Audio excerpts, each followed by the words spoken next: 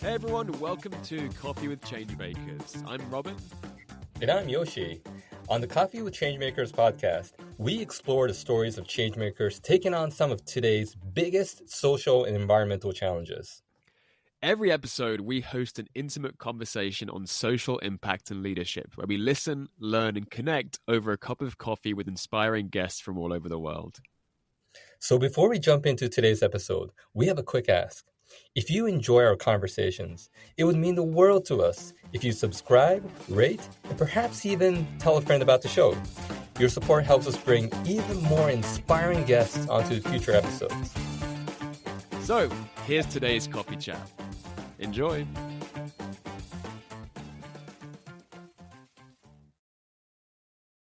Hello, everyone. So today we have a truly inspiring guest joining us, Anya Raza, a Pakistani-Dutch filmmaker, writer, economist, and a dear friend of mine. So Anya is a dynamic storyteller whose work spans across various mediums to break stereotypes, encourage critical thinking, and catalyze change. Her debut documentary, How She Moves, which explores dance and activism in Pakistan, has made waves at 22 film festivals worldwide, earning 6 awards and also 2 nominations. Her impactful short film, Still Here, supports the advocacy efforts of the Center of Victims of Torture. And Anya's most recent film, On the Mountain, premiered in April and is currently making its way through the festival circuit with 8 film festival screenings so far. Additionally, she's spearheading grassroots impact screenings across the United States to foster community engagement and dialogue. But filmmaking is just one of the many ways in which Anya tells global stories. So leveraging her extensive experience in the nonprofit sector, she crafts narratives that challenge the status quo and inspire action. Beyond the camera, Anya is an accomplished writer and also a stand-up comedian. Her background with the United Nations and international development has seen her lead projects focused on economic empowerment, emergency response, and human development, particularly for women and marginalized groups. Closer to home, she's committed to raising resources to empower her local community in business, education, and technology. So, Anya, welcome to the podcast. It's truly an honor to have you here. So, how are you doing today? Thank you so much for that introduction, Yoshi. I feel like blushing so much hearing all of that, but I'm so happy to be here and to be speaking with you. You're such a dear friend, and Robin, it's so nice to meet you. So thank you for having me here. You deserve all of it, and even more. So we're really lucky to have you here. We usually start off with just the guest sharing a little bit about their background, where they were raised, as well as their motivation. And you also have a super unique backstory, right? For those of us who don't know you, please tell us a little bit about yourself, including where you grew up and also how you ended up being who you are. Thank you. I think where to start is really at home. I come from a very multicultural home, and I think that's the beginning of my storytelling because my father's Pakistani and my mom is Dutch. And so I found myself in the middle of conversations trying to redefine words and redefine tone and really work on how they understood each other, because there was so much room for cultural and social misunderstandings, which were so cute and so human. And I found myself in the middle of that constantly. And I realized that words are limited. So I found myself really just invoking a very physical spirit at home as well. And I think that's really where I started as a human, just being more curious about the misunderstandings and the mistakes of people and what we do to survive. And I think generally most conflicts, if you look at that, they kind of like boil down to that. Very simple misunderstandings that over time turn into trauma, that over time get passed down and turn into injustices. And I think part of what has really drawn me into storytelling is really to try and find out, like, let's distill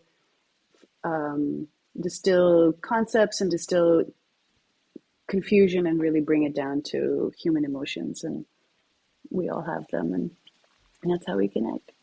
Oh, very cool. Very cool. And with storytelling, I think over the span of your life, you've definitely tried storytelling in many different ways, whether it be through comedy, right? Whether it be through writing, but how did you end up being a filmmaker? Like, how did that journey all start? I think so. Filmmaking is visual storytelling, and we don't really have a choice but to participate in that right now. So I think that was kind of like after the fact a little bit. I was always a writer, and I always used words. And then I realized that what I was doing was I was actually painting with words. And so I wanted to bring that to the screen because that was more effective and impactful. I have a strong voice. I feel really strongly about things, but I haven't always been able to be in a position to speak up as openly as I wanted to. So when I was working on behalf of other organizations, I found myself falling within bureaucracies and falling within certain codes and diplomacies that kind of limited the honesty that I could have.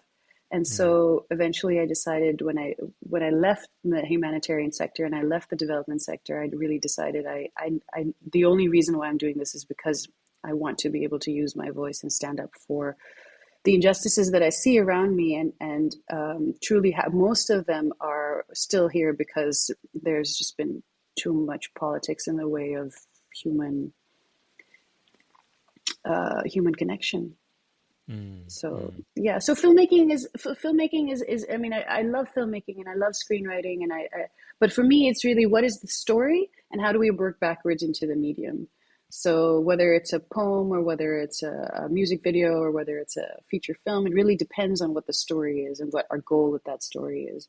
So I think it's more exciting for me to think of it that way, because you might tell me, oh, Anya, we need to make this film about the Peace Boat. And I'd say it's not a film, it's a series maybe, or maybe it's something else, right? Like we have to think about the mediums in that way.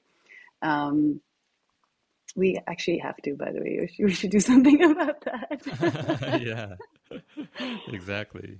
Yeah. So, the theme of our podcast is coffee with change makers. And I think you're definitely a change maker in your own very way. And what may I ask, like, what inspired you to become a change maker? Like, I feel like maybe for you, it was just something that was always coming. You were bound to become one, whether at this stage in your life or not. But like, have you always had this vision for yourself? Or was there like a pivotal moment in your life, or was there a key influence in your journey that like led you here? I was thinking you have such like a polite term. It's coffee with change makers. But if you ask my parents, it would be like coffee with troublemakers. So that's such a good name. We should have gone with that name. But I don't think I was ever necessarily making trouble as a kid, but I was definitely asking questions, and I was never someone to accept the status quo because I really recognized that people weren't thinking through the things that they were doing and they were replicating. And even the way we were taught in school, sometimes I found myself really just not taking things at face value. Probably because of like the level of conversation that we had at home and the debate that we had at home. But I think, so I grew up in Pakistan. I'm so proud to be Pakistanis. My mom is Dutch, but I grew up here, so I feel very, very close to the culture and to the people. And I feel such heartbreak, and I felt such heartbreak my whole life, just witnessing such good people have to suffer unnecessarily. It's because of poor politics and poor decisions made by weak leaders or weak people in power and people who have thought solely for themselves. And there's not just a single person that I can point at. And this isn't a pointing at game for that matter either. It's just a question of like, at what point are we going to make mass decisions for people where people are able to live with opportunity and dignity? And so as a child, you are going to a private school and you're getting a beautiful education. And then when you're standing at the stoplight, a child your age is begging without shoes. And this is every day. And this is just one of like 5 million things that you're confronted with in terms of poverty and injustice every day. And so you live in the potential, and that's where I live. I'm an eternal optimist. I have a lot of hope. I really believe things can change. But you live in that potential, but you see the reality in front of you, and you see that in fact, that child's life may not get much better than this. A lot would have to dramatically change instantly for that to happen. Perhaps they'll have a nice bed to sleep in tonight, but who knows what will happen the next day. And so I think as a child, and also just, my mother never sheltered us from anything. She was very, very open. She, in fact, she's very Dutch, so she kind of treated us like little adults. I feel my brother and I always laughed about this. That she was very she spoke to us like adults when we were kids. So we had very real conversations about things. Wow. And so I think just witnessing that level of raw reality growing up, I couldn't help but want to be part of some kind of social response. And I think that is the driver of all of the work that I've done, whether it's like humanitarian or fundraising or microfinance, or now using my voice for like art, the nexus of art and social justice. It all comes from this place of like, we can do better. And it's also been a journey to understand the language and the tone, because it's very easy for something like that to turn into something self-righteous, And that's something that I started understanding over the last few years. I was like, wait, nobody wants to be told that they're doing a shitty job about something, and nobody wants to be told that like things aren't great, because it doesn't feel nice. So we really have to take away from that angle of like guilt or shame, which I think is also something that like in Japan people think about a lot. Like you motivate through guilt or through shame or that kind of thing. And I just don't know how much of a motivation that truly is in the long run for like something to organically and sustainably change. Right. Yeah. Right. Wow. And Anya, I know you mentioned something really, really profound just now, which is the art of storytelling being about distilling concepts and complex issues and bringing them down to human emotions. I really find that very powerful. And I know a lot of people who might be listening to this are really passionate about storytelling and who might even want to become filmmakers in the future. I'd love to hear a bit more about how you made your first film. I know you have an educational background in both economics and in film and media production, but what was the journey to making your very first film? Gosh, that first film was like giving birth to an elephant. It was huge undertaking, because I actually, I studied filmmaking after I made my first film. So I didn't know how to make films. Yeah. I like made my first film and I was like, I think I got to go back to school because there's some things I got to fix. But I'll go back a little bit. I had this great job at the United Nations. I was very happy with, I was living in New York. I was very happy with the way my career was going, but I wasn't very happy with the impact that I was making because I felt like I could do more.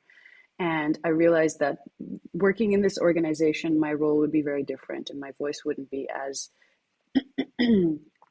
strong and as loud as I wanted it to be. And so I quit my job and I started writing a book. And after 2.5 years of writing this book, which is, was in this like near complete form, I found myself, and this is actually Yoshi met me when I was just starting out with the book, when I was with you in Japan. And I was so lonely because it was such a lonely process. And so filmmaking is the opposite of book writing in many ways, because it's a very collaborative process. It's a very organized process. It requires you to think ahead and plan along with so many people. And because I'd never done it before, it was something that like I really had to teach myself with every step. But the first film actually came from, I was in Pakistan and I was like, wait, I gotta step out of my shell because I've quit my job and I've been writing for 2 years and I've just been in my creative head trying to figure out who this artist in me is, because I felt like when I was younger, I had to make the choice of like, am I an entrepreneur or am I economist or am I an artist or what am I? And now I like freely can say I just am, and I am different things on different days, but I do things. I no longer want to define myself as just a single thing. And so filmmaking was part of that. It was a very big curiosity of like, I want to tell this story. There was an incredible woman who was doing her final performance in Pakistan. She was a 90-year-old dance legend who I had learned for 6 months from, but she had profoundly impacted me when I was a kid. And she was probably the first woman who was actively telling me to, besides my mom, who was a white woman in Pakistan, so it was still felt like it was like not real Pakistani influence. It was the first Pakistani woman who told me, stand up straight, put your shoulders back, don't be afraid of your body, take up space, use your voice. And as an 8-year-old or a 9-year-old girl who's slowly like stepping into being sexualized in society, that was so exciting because I was like, wait, I don't have to be small. And so that stayed with me my whole life. And even though I didn't continue dance with her, I was so inspired by her that when she was retiring, I really wanted to step in and tell her story as a first-time filmmaker. And it had a lot of challenges, especially not only because I hadn't studied it before, but because filmmaking is pretty nascent as an industry in my city. And I was really happy to have a partner called Aisha who had made a couple of films before. So it was a really great collaboration. And in many ways, baptism by fire, you know. And I was really tough on myself then. I wanted things done faster and I had very unrealistic timelines. And then I started understanding, okay, part of the process is dead ends. You're meant to explore dead ends because that's how you know that they're a dead end. Because if you don't explore it, you will never know. It eventually took us 3 years to make, and it was so exciting to see because up till now people are so excited about the film, and what it became was political, which I didn't think I was doing. I thought I was making a film about dancing, and I realized that anything regarding a woman using her body or expressing herself is inherently political. And so that in itself made, halfway through the film when we were shooting it and when we were editing it, we were like, wait, we're doing a lot more than what we think we are. There's a much deeper layer here that we need to explore. Plus, I love to dance, so it was a very exciting, exciting deep dive into dance and our cultural history. Yeah, I love that. I think that was the story behind How She Moves. Is that correct? Yes. The first, yes. Yeah. And then I know you've gone on to do many different projects, and of course, Still Here, I believe, is another film, and On the Mountain. And I'm really curious, from a creative perspective, how do you choose your films? You make such a broad range of films focusing on refugees, torture, conflict, human rights. Do you look for them, or do they find you? I think like the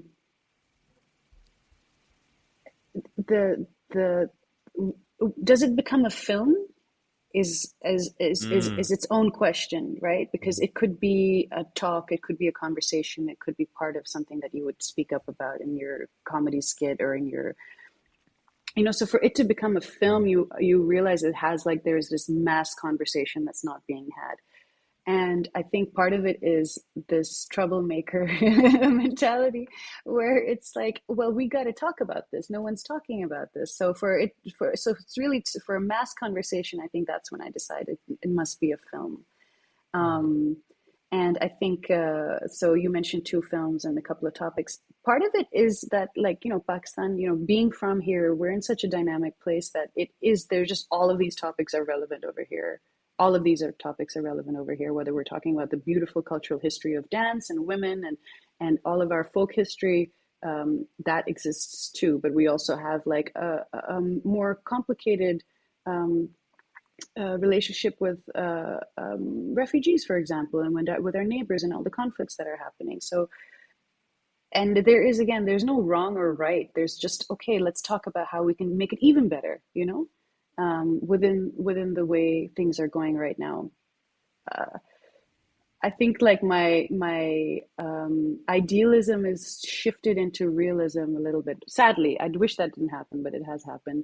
And now part of what I'm trying to do is really just to be like, all right, well, at least let's try to have some of these conversations.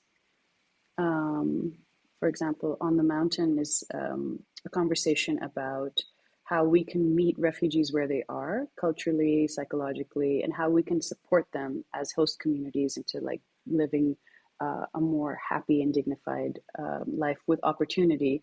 But really to meet refugees where they are, rather than to kind of impose our own norms and ideas as to why they are refugees and what they're escaping.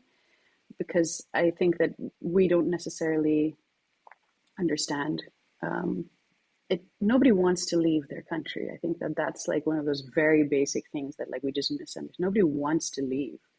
So what compelled them to leave, and where to and how?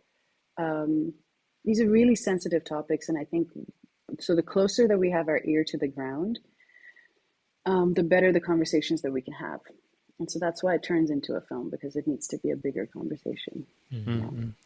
And what I find so powerful about films is often they focus on one key person. And I can't remember the quote for the life of me, but there's an idea where if you see a crowd, you don't move. You're not moved to take action. But if you see one single person struggling and you really get to know their story, then oftentimes the whole world can pay attention and change. And I remember there was one very sad moment where a young Syrian boy washed up on a beach, and the photo of that moment, it's just horrific, but it went truly to all corners of the globe, and that moved this conversation massively. So I think that the power of one person's story, of course, in that case, it was so tragic, but it has so much power to move the conversation and make action. And what I want to dig into a little bit is how your projects, your films, your book, and so on lead to action. You know, I was looking at the On the Mountain website, and one thing I really love about this is there's a take action section, and it tells you if you're moved by this. You can tell your local politicians about reuniting refugees. You can find out how to support refugees in your community and sign petitions and so on and so forth. So can you tell us a bit how you ensure that we go from viewing to taking action for your different projects? I really appreciate that you noticed that, because that actually takes the most energy. I think, like, for me, the film only starts once it hits a screen and the audience starts engaging with it. That's not the end of the film. That's the beginning of the film's journey. Because if we're influencing hearts and minds, what will we do in that, like, the few minutes after they've watched their film, where their heart is burst open and that they're feeling so connected with the character on screen? I want to mention that this particular film is incredible because of the cast and crew that I collaborated with. All of them were so deeply connected with the issue, but also deeply connected with themselves, and had such honest and vulnerable moments when they showed up and in the way that they participated. And so I think that just comes through in the acting, it comes through in the film, but it also comes through in all of the interactions that we've had since, because we're kind of trying to do it in a cooperative way. So it's not just me, director or producer, come sit up on stage. It's like me, anybody. If Steve, the sound guy, is available, he's going to come up and speak about this. You know, if any, it's really, I want to break this idea of like separation, or that like there are, you know, certain team members are more represented than others to speak, that kind of thing. It feels very like hierarchical, and I think part of that is why like the current way that like films are shared publicly feels incomplete to me, because I feel like there's so many people who are connected to it, who could speak about it. And so in particular with this film, it's I am not Afghan. I'm a neighbor of Afghanistan. I'm an ally and a sister and a witness, and I have no political sway whatsoever, and yet, you know, the injustices have been going on since before I was even born. And to be witness to something that's just history repeating itself, and then repeating itself in other parts of the world as well, right? We're witnessing another war, completely beyond any kind of reasonable form of fairness. We don't even know how to talk about it. The words aren't even there. So to be in Pakistan, be a neighbor, be an ally, and to not know how to support because politically things are complicated. There's so many other layers that are involved in this, but just to be human in that and say, hey, this is not okay. it is not okay for people to have to endure this for so long. What can my contribution be? And I think that people often think that like, oh, okay, we don't have any political power, so we don't have a voice, or we don't have any influence. But there are all these studies that show that, refugees are set up for success by the way that they are welcomed by their communities. It starts with one person, one encouraging person in that community says, hey, I got your back. I'll help you find a job, or I'll help you get that ride to work, or I'll help you translate this, or, like there's just so many small things that we can do that will transform someone's life. And so we need to think a little bit more with our power is in our grassroots connections. Our power is in our direct communities. And that has a huge ripple effect if it comes from a place of compassion. Because if you do that for let's say you watch this film and you feel really connected to any refugees, it doesn't have to be Afghan refugees. Sadly, there are so many people escaping conflict worldwide. So if you feel called to that, what we're trying to do is find ways you can connect with your community. You can find out what organizations are supporting refugees in your community. If it's not a refugee, it could be a migrant. There's just so many ways, and say, hey, if you think of like biblical text, it was like the foreigner, the guest from out of town, it's really just about having like compassion and empathy for someone who's gone through a journey and who needs some extra support right now. So, really just keeping in mind that they are set up for success by the way that they are welcomed, and we can do a better job of welcoming them in an organic way. Because not everybody is prepared to protest with posters on the street. Not everybody's prepared to sign their name on a petition, and nor should you have to. But you can contribute in your own way, and it is meaningful. Because every single one of us can make a difference, and collectively we can make a huge wave. But we really shouldn't underestimate the power of the individual. And so I really want to empower people with any action that they do. Just know that there's a ripple effect. Amazing. And I really admire the way that you help guide people after they view the film. There's a clear menu of things that you can do, which I think is very empowering as well. Now, you mentioned the word challenge, I think once or twice, and I'd love to dive into what kind of challenges you come up against. There must be a lot. So maybe if you could just share one or two of the key challenges you face when you're making a new film, when you're starting a new project. This is a tough question because some of the challenges are like that you're not allowed to talk about things. Some of the challenges are that the stuff that you're saying is not inherently sensitive, but it is somehow becoming sensitive. So women's bodies. I didn't think I was political, yet it is so political, right? State-sanctioned torture. It's something that nobody feels comfortable talking about, nor is it something that's openly admitted. And nor do we know what to do with that. And so I think even the language that we choose to use to go from victim to survivor, just to kind of like switch things up a little bit in the way that we choose to talk about these situations, really, it helps. Or like with this film right now, the refugee crisis is so complicated, and I also need to recognize my own limitations in my own knowledge and my own understanding of the region and of greater global politics and why things happen the way they do and why politicians compromise on the things that they do. But it is my civic duty to say something, and then the politicians, it is their civic duty to listen, and then to choose to act on things that make the most sense for the best interest of all of the people in the country, not just a few. So the challenges are really to understand I am not an enemy when I am speaking up about complicated topics. And so I think the challenges have been, how do I place myself in those situations?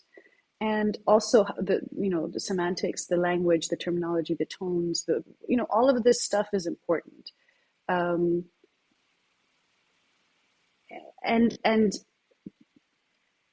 we if we don't say anything, then I don't blame people either, because it's scary out there. Pakistan is currently, the country is changing so rapidly. And all of my friends, all of the people around me, all of them working in different sectors, coming from different socioeconomic classes, all of them are feeling it, where they're like, we don't even know how to express ourselves anymore, because we don't even know what is considered appropriate, what is safe. People have been picked up, people have been arrested, comedians have been arrested, artists have been arrested. We don't know why. What I hear is people are saying, hey, things aren't okay. Our inflation is through the roof. Our unemployment is through the roof. 60% of our country is below the age of 30 and has nothing to do. Our education is poor. Our healthcare is poor. We got to make a change. This is basic stuff. This is not controversial. And yet, if people are voicing their frustrations, this is something that is being misconstrued. And so I think we need to, that's a challenge right now, is really trying to understand that, hey, I'm speaking up because I care about my country and the future of my country, and I don't want that to be misunderstood as something else. And it's somehow dangerous. Even the way that I've been speaking right now, I've been thinking of every single word, because I just don't know, how it could be reinterpreted in some other way. Yeah, I think that's the biggest challenge. Obviously, there are other challenges. I think, as any, entrepreneur or artist or whatever, there's always financial challenges and bureaucratic challenges and that kind of thing. But there's nothing as, I think, censorship and really not having the freedom to express yourself, which is a human right. It's enshrined in the Universal Declaration of Human Rights. Just the freedom of expression. That is the core foundation of everything else. Despite all of these challenges, you must be extremely courageous to do what you do in many cases. And despite all of these obstacles that you keep coming up against, you must have moments where it's all worth it, the rewarding moments where it's just amazing. You just feel this true exhilaration. But what have been some key accomplishments or highlights for you so far on your journey? It's really the human to human connection. It's really that feeling that okay, the coin dropped. You know what I mean? Somebody saw this or somebody read this and they really connected with it and they wanted to do something for themselves. And that's always been, for instance, On the Mountain. It's the protagonist is this incredible woman called Awesta. She plays Rabia, an English teacher from Afghanistan who has to make an impossible choice. And most of the film is in there, but we screened in Washington, D.C., and the reaction of the audience after and the way that they were engaging with it, I was like, yes, finally, we're humanizing. We're not putting numbers. We're not putting stats on screen. We are just saying, hey, this human went through this very difficult process, and you are human and you can connect with that. And so when you start seeing that, people start seeing each other as humans, which is, again, it sounds so simple, but it's really a big part of my work is to kind of really just say, hey, we're the same. We have the same desires and needs. We may express ourselves differently and we may have different priorities, but ultimately, we're all trying to just live a life of dignity. We're hoping to have a good meal, our next meal. We're hoping to have shelter. It's very basic stuff. We'd like to see our family. We want love. And then of course, as, if we look at our basic needs, they change as a society changes. But this is the stuff where let's at least start at the same baseline and give each other all the same opportunity to have a fulfilling life. So when the film screened in DC and I saw the audience members who were, white middle American men, and I saw them cry, and I saw them question. They said, wait, how is it possible that the wars that our taxpayers are paying for are just separating families over and over and over again? How is this not something that we can really how can't we identify that this is unacceptable? And for US taxpayers to say something like that was really meaningful for a man who felt so far removed in so many ways from that story. For him to speak up and to say that those things are meaningful, because then you have planted that seed and you have made people realize we can forget about politics. Human to human, we care about each other because inherently we are caring human beings. That is part of our nature, you know? So all of this other stuff is just, it's an eye wash. It's confusing people. And then people get confused and they're like, oh, I guess that person must be dangerous, you know, or I guess that person doesn't have the same value system that I do. But I can assure you that they do, because humans do. This is where politics gets tricky, and that's where, you know, you start creating that them and us feeling, and hopefully that filmmaking or storytelling or really just any kind of relationship building builds that bridge from them to us, and then it's all just we, you know. Wow, wow, that was so powerful. I can't wait to watch this myself. Unfortunately, I haven't had a chance to see it, but that's definitely on my to-do list now. Yeah, let's bring it to Japan. I'd love to. Yes, yes, for sure. Well, okay. Well, moving on to sort of insights and reflections, Anya. So I'm sure that, you've evolved and also changed over the past several years yourself since you've been on this new journey. Um, if you had to reflect on your personal growth, what would you say were some of your key growth areas or things that you picked up or learned along the way? I think like that's this is a very important exercise one should always do. And I Okay. think at the end of any project or any big like task, we should go, hey, what was good, what was bad, Mm, and what could I do differently? But when you're like hurtling through space, it's kind of hard to like slow down and reflect. And I think that like I definitely like took moments to reflect when I was earlier in my career, but they weren't like now I'm a lot more conscious and mindful because of the growth of responsibility that I have. right. Um, uh, but I will say that like that fire that I had, which I still have, but that fire that I had when I initially started out is key. And if like leaders globally would just understand like the power of a 20-year-old, the power, Mm, how much fuel like a 20-year-old has. I mm, wish that we would, I wish we would be more cognizant of what kind of changes we can do in the world, because there's just so much power to someone who has passion and the energy to match it. mm, Um, so that's just my kind of reflection of like, every stage of your life and your career, there's a different kind of like benefit you can offer, and there's a different kind of like contribution you can have. But um, personally, for me, because I was very driven, very ambitious, very kind of also driven from a place of guilt of like, I must, and this is my duty, and I have to, I see this injustice or I see this suffering and I can do something and I can make a change. I think like that idealism caused me to sometimes burn the candle on both ends. So I wasn't necessarily good at saying no. mm, If somebody would ask about a project, I'd say yes. mm, I wasn't, my boundaries weren't very clear. And I don't think like as a result, because I was so passionate about things, I would get into it. And so my time management got a little confused. mm, I would be able to do the things, but then like, I don't think I understood the concept of like minutes and hours in a day. I was like, let's do it all. So and that's, time management is something that like, as you grow, you get better and better at.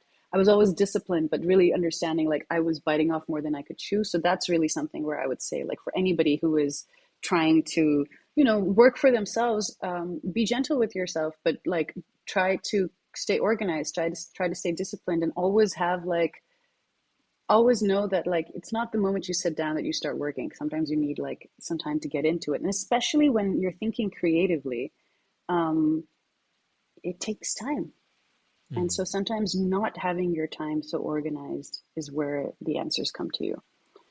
I see. So I think the big reflection would be like to be a bit more mindful of your time and saying no and having boundaries. Um, and also, like more than anything, I, as a young person, um, felt like I had to prove myself. And so I'd Mm, be in these rooms, Yoshi, you and I have been in these rooms where you have like global leaders, you have ministers, and you have presidents, and you have secretary generals, and they're speaking about things. And perhaps you don't understand everything, but you have the right to be in that room. And you have done your homework and you're there. And so you need to trust your intuition, and your voice has meaning, your voice has power. And when I was younger, and I still feel this way, this imposter syndrome a little bit, not wanting to trust my intuition, wanting to kind of defer to like the greater, the greater voices in the room. And there is, there's a time and space for that. Definitely, if you're not an expert, you should defer to an expert. But that intuition that is in you, don't underestimate that, because right. that intuition is your guiding compass. And if you don't have a complete faith in that fire inside you, and that guiding compass, then you won't know what direction you're going in. Right. And like right now, I can't tell you this is the direction I'm going in, this is what I'm doing, but I'm driven so much by this strong feeling inside me of like of justice, I suppose, that in itself, um, I don't feel fear in speaking up about that because I'm not saying anything wrong. Mm, Um, mm. yeah. So Wow. I think that would be my advice. Boundaries, intuition, say no. So sometimes, yeah. I see. Yeah, that's that. I think that's definitely incredible. That's only advice that you can give after one has gone through some of the I guess I don't know, what do you call it, um, hurdles, missteps, difficulties that life has thrown at you. So I think every one of those lessons are true. They're deep and they're very significant. Um, Last but not least, we have listeners from all over the world listening to Coffee with Changemakers, but I would like you to leave some words of advice or encouragement to people. And who knows, there might be one listener from Pakistan as well. Um, so, Anya, you've been there, you've done that. You're a change maker. But there are some of us or some listeners who might be thinking of starting something new, Mm. whether it be their own documentary, right, or taking a big risk to start their own social enterprise. What sort of advice or tips would you have for such people? Just do it. Don't question yourself, and it doesn't mean you have to quit your job, and it doesn't mean you have to give up everything and move across the world to do it. But take that hour, take that 2 hours, take that weekend, do your deep dive, create your strategy, do the thing, at least intellectually do the exercise, you know? Mm, mm, Um, the amount of documents that I have that are just like deep dives into something where eventually I'm like, okay, I don't know if this is feasible in real life, but I've done my research. Um, Also, talk to people, talk to your friends, talk to your family, because often the way you write is very different from the way you speak.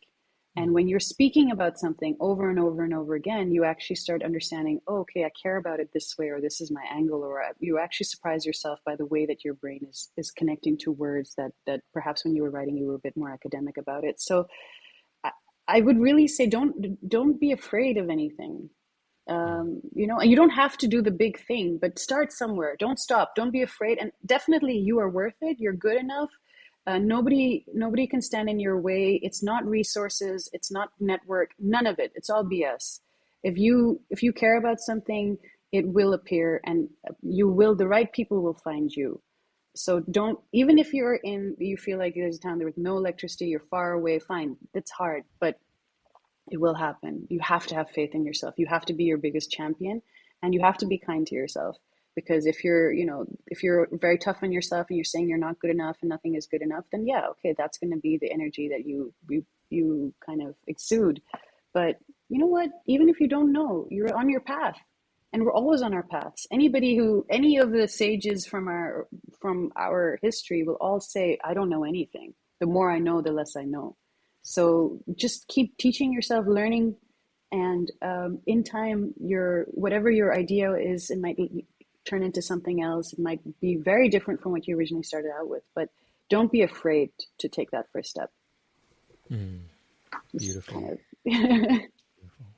I very much agree with you. You're good enough, and be kind to yourself. If you can do those two things, you're in a great position to keep moving ahead, and I couldn't agree more with that. Now, Anya, before we wrap up, we'd love to look ahead, look to the future, and hear what's next on the horizon for you. Are there any upcoming projects or new challenges that you're excited about? Thanks for that question. It's an exciting time because I'm touring this film right now, and we're really trying to see how far we can have a grassroots tour globally to have conversations about refugees. So I would even invite listeners, if anybody's interested in screening, it's a 12-minute film. We have this amazing interactive discussion guide with empathy exercises and various actions that people can take. Doesn't matter where you are. So I'd really invite listeners to get in touch with me or to get in touch with you guys. Really just to kind of keep that conversation going. And my hope is to continue doing that with other films as well. I have a couple of films in post-production that I'm working on. I have a book that I've been working on for many, many years, and I'm nearing the end, which is very exciting. It's kind of narrative on women and water in Pakistan. And then because all of this is very exciting, but you need to make that bread. I'm also trying to understand how to use the skills that I have in a way to offer back to the people around me. So I'm setting up a creative agency called ARC, and where I will work with organizations. I've already been doing this anyway as a consultant for many years, but to work with organizations who have a goal in mind and really want to find the best angle and impact and strategy for their communications. So this is because much of the work that I do is like deep, long, slow work. It requires research, and it requires time and marination. I think working on fast projects for other organizations is a great way for me to offer my skills and to keep that empathy as a baseline for all of our, human interactions. Brilliant. Well, that's a lot to look forward to in the future. Amazing. And where can our listeners follow your journey? Where's the best place to find out more about you and your work? I think it's Instagram, although I don't know if Instagram is necessarily the most complete medium to connect with people. But I do think Instagram is a great place for quick communication, so people can always reach out to me. It's at Anya Raza Official. ANYARAZA or ZA, depending what country you're in, official. That's how you can find me on Instagram. Okay, we'll make sure to include that in the show notes as well. So everyone, please follow Anya along on her incredible journey. Anya, thank you so much for your openness, your honesty, your reflections of this inspiring journey you've had so far. And for me, I've learned so much. For documentaries and films, personally, have played a huge role in my journey. Everything from watching The Inconvenient Truth back many years ago to even this very minor documentary called Burma VJ. I remember watching this documentary about Myanmar in the UNHCR Film Festival in Tokyo and just being really, really moved deeply by the stories being told. And it sounds like with your work, you connect with so many people on such a deep level. As you mentioned in Washington, D.C., you are moving these American taxpayers to rethink many of the ways that they see the world and these critical issues that you're focusing on. So such a big, big thank you to you. And also, I love this name, Coffee with Troublemakers. I think I'd like to explore that as our future name. So thank you, Anya. Yoshi, how was it for you? Thank you so much, Robin. I'm so glad that we were able to do this, Anya. This was a podcast recording, but at the same time, it also felt like I was just catching up with you in a way. And man, it's incredible. we first met in 2009, and both of us were interns. And I think back then, like, both of us were that voiceless individuals in that big conference room in the United Nations, who didn't speak because we had not found our own voices yet, or our bosses had instructed us that we couldn't say anything, or but I specifically remember I noticed you, and we both of us remained silent in that room. But fast forward to now, you found your own voice, and you're making commotion, you're making noise, and you're making people move and listen and take action. So it's been a great transformation, and I'm just so lucky that I can call you my friend. I'm so proud of you. Thank you, Yoshi. By the way, you guys are also, I mean, with this podcast and with the work that you're doing, you are also, using your voice, and quite literally. So I think that there is power to, I think, to standing up and speaking up. So I'm just so grateful that I got the opportunity to be both on this podcast, but more just to be in conversation with you both, Yes, because it's exactly. I think we found a good excuse. We're gonna try to bring you to Tokyo for a Yes, screening of one of please. the I second documentaries. this Yeah, motion. Yeah. that's gonna be the excuse. Yes, please. All right. Well, to all of our listeners, if you enjoyed today's episode, please be sure to subscribe, rate, and share. We'll be back with more stories of impact very, very soon. And remember, coffee friends, the power to create change is in your hands. So keep leading the way, and we'll catch you in the next episode. Let's keep brewing change one cup of coffee at a time. Thank you, everyone. And thank you, Bye bye. Anya. Thank you. Cheers.